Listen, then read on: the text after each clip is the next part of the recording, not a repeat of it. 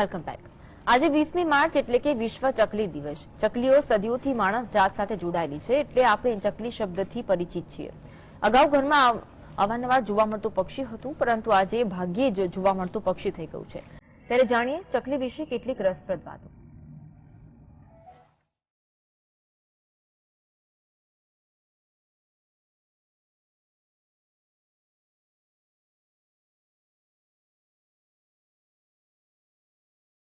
નાનપણમાં જ્યારે આપણે ઘરના આંગણામાં રમત રમતા ત્યારે સૌથી વધારે જે પક્ષીની માયા આપણને હતી તે છે ચકલી।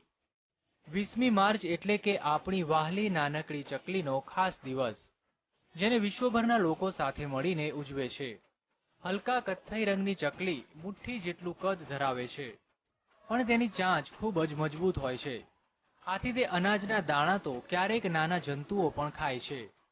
હંમેશા પ્રસન્નચિત્ત રહેતી ચકલી આપણી આસપાસનું વાતાવરણ પ્રફુલ્લિત રાખે છે। ચકલીમાં નર ખૂબ જ આક્રમક હોય છે। નર અરીસામાં પોતાના પ્રતિબિંબને હરીફ સમજીને ચાંચ મારતા પણ જોવા મળે છે। ચકલા ઝઘડવામાં મશગુલ હોય છે ત્યારે તેને સહેલાઈથી પકડી શકાય છે। આથી તેઓ ઝડપથી બિલાડીઓ તથા શિકારી પક્ષીનો ભોગ બનતા હોય છે। ચકલી નાના કાણાઓ અને ઘરમાં પોતાના માળા બનાવે છે, અને જો તેમનો માળો દૂર કરવામાં આવે તો ફરી દ્રઢ નિશ્ચયથી અને જોશથી માળો બનાવે છે। Bureau report, GSTV। નાનકડી ચકલી વિશ્વમાં અનેક જગ્યાઓએ જોવા મળે છે, અને હવે આ ચકલી જંગલમાંથી ટ્વિટર પર પહોંચી ગઈ છે।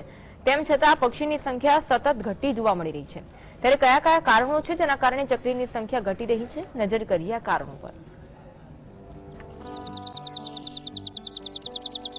ચકલી વિશ્વભરમાં જુદા જુદા રંગરૂપમાં જોવા મળે છે, અને તે આપણા ઘરમાં નિર્ભયતાથી ફરતી પણ જોવા મળે છે। આથી તે હાઉસ સ્પેરો હાઉસ તરીકે ઓળખાય છે। પરંતુ વિશ્વભરમાં ચકલીઓની સંખ્યા ઝડપથી ઘટી રહી છે। ત્યારે નજર કરીએ એ કારણો ઉપર જેના કારણે ચકલીઓની સંખ્યા ઘટી રહી છે। ધરાશાયી થતા વૃક્ષો, વધતા શહેરીકરણ અને ઊંચી ઇમારતોના કારણે આ નાનકડા પક્ષીઓ પોતાનો માળો બનાવી શકતા નથી, અને તેઓની વસ્તી સતત ઘટતી જોવા મળે છે।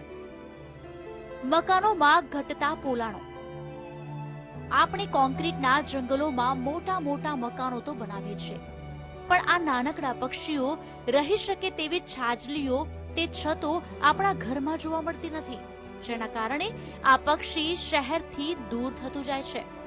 કોન્ક્રીટનો વધારે પડતો ઉપયોગ, ચકલીઓ પાણી અને ધૂળ બંનેમાં આળોટવાની ટેવ ધરાવે છે। શહેરમાં તેને આ મુક્તતા મળતી નથી। સેલફોનના ટાવર, ઇલેક્ટ્રોમેગ્નેટિક ક્ષેત્રો અને કિરણોત્સર્ગ મોબાઈલ ટાવર મનુષ્ય માટે તો હાનિકારક છે જ, સાથે જ તે ચકલીઓ માટે પણ નુકસાનકારક છે। આ તરંગો ચકલીઓની રોગ પ્રતિકારક શક્તિ અને નર્વ સિસ્ટમને ખૂબ જ નુકસાન કરે છે।